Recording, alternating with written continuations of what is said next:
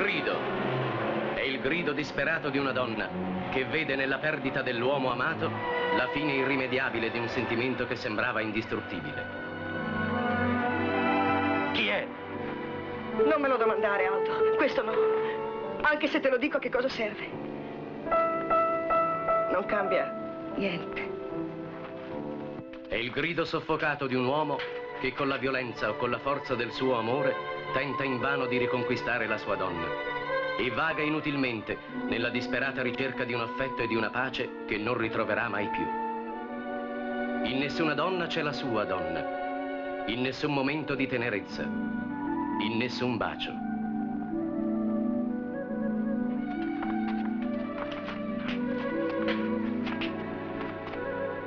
Andreina, torna a casa!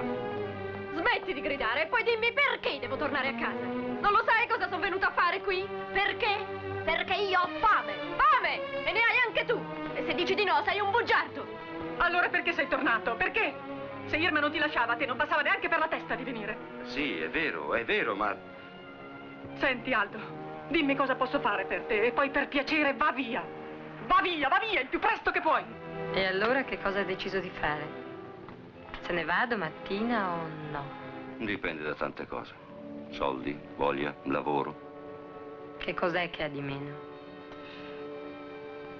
La voglia.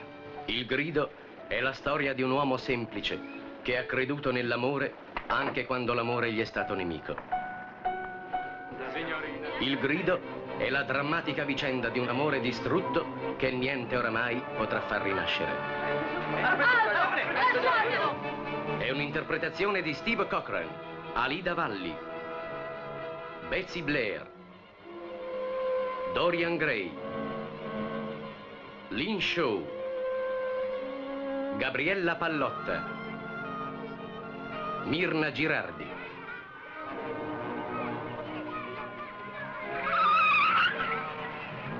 Andreina! Cosa c'è?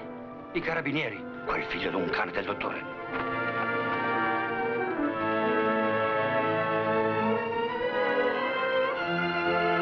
Giri sempre cercando lavoro? O qualcos'altro? Non ti sei ancora stancato? Altro che stancato, Virginia. Il grido, un film altamente drammatico e profondamente umano che sarà presentato prossimamente su questo schermo dalla CEI Inc.